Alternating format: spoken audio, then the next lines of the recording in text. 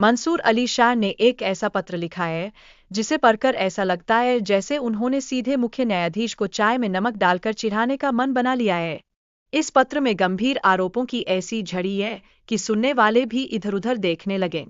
अब बात करते हैं उन लोगों की जो इस व्यवस्था के चॉकलेट चिप बिस्किट जैसे इमरान खान के खिलाफ काम कर रहे हैं।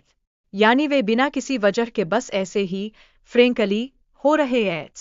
बिलावल और राणा सनाउल्लाह की बातें सुनकर तो ऐसा लगता है जैसे वे इमरान खान के खिलाफ गाने गा रहे हो। दोनों ने इमरान खान के साथ हुई ज्यादतियों का जिक्र किया है जैसे बचपन में कोई स्कूल के मेंटर से डांट खा रहा हो।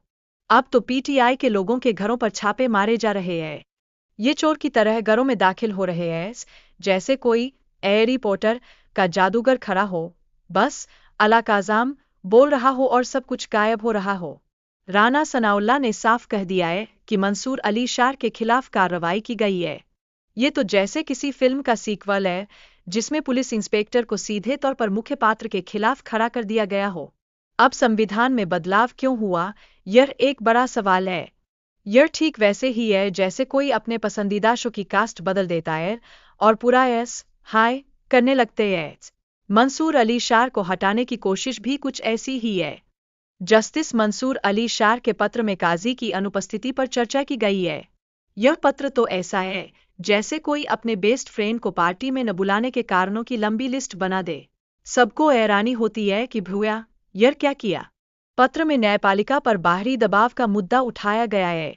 जैसे कोई कह दे कि तुम्हारी मम्मी मुझे पसंद नहीं करती और आप बस बर्तन धोते रह जाएं। सच में यह स्वतंत्रता की कमी का ऐसा पर्दाफाश है।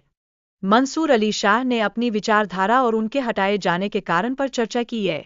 यह मानो एक डॉक्यूमेंट्री हो जिसमें कहानियां सुनाते सुनाते लोग चिढ़ने लगें कि ये क्या हो रहा है। काजी का व्यवहार न्यायालय के निर्णयों के प्रति अनादर को दर्शाता है। जैसे किसी ने कहा हो, चलो अब मैं फर्स्ट क्लास के सारे पेपर गंदे कर देता हूँ और अब कोई उन्हें देखने के लिए तैयार नहीं।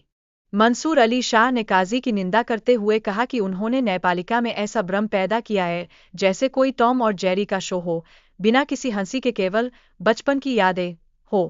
शाह साहब ने दबी आवाज पर कहा कि काजी ने न्यायपालिका की ताकत को कमजोर कर दिया है। इससे बाकी जजों का मनोबल भी ऐसा हो गया है जैसे स्कूल के खेल में कोई हार गया हो और सब मुस्कुराने की कोशिश कर रहे हों।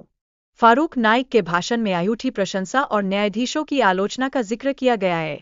यह सुनकर ऐसा लगता है जैसे किसी ने परीक्षा में ग्रेड लाने पर बधाई दी हो, लेकिन असल में वो फेल हो गए हों। मंसूर अली शाह और अन्य न्यायाधीशों की अनुपस्थिति अदालत में विभाजन को दर्शाती है। इसे ऐसे समझो जैसे क्रिकेट टीम में सभी खिलाड़ियों की चोट हो गई हो और बेंच पर बैठे जोकर ही खेल रहे हो। न्यायपालिका में भ्रष्टाचार और नफरत के प्रभाव को लेकर मंसूर अली शाह का पत्र सदियों तक याद रखा जाएगा। यह मानो कोई ऐसी फिल्म हो जिसे देखकर सभी के दिल में एक ठंडी लहर दौड़ जाए। बैकडोर कूटनीति का जिक्र यह बताता है कि कुछ जजों को लाने का प्रयास किया जा रहा है। यह बिल्कुल ऐसे है जैसे कोई गुप्त दावत की योजना बना रहा हो और बाकी सब यह सोच रहे हो कि क्या चल रहा है। जजों की अनुपस्थिति का मतलब है कि न्यायपालिका की स्थिति कमजोर हो रही है। यह ऐसी स्थिति है जैसे किसी बड़ी प्रतियोगिता में एक टीम ने खुद को खेलने की इजाजत ही नहीं दी। काजी की भूमिका और उनके खिलाफ उठाए गए सवाल न्यायपालिका की विश्वसनीयता पर प्रभाव डालते हैं। यह मुद्दा ऐसा है जैसे अपने बेस्ट फ्रेंड को धोखा देने के बाद सब कुछ सामान्य करने की कोशिश करना।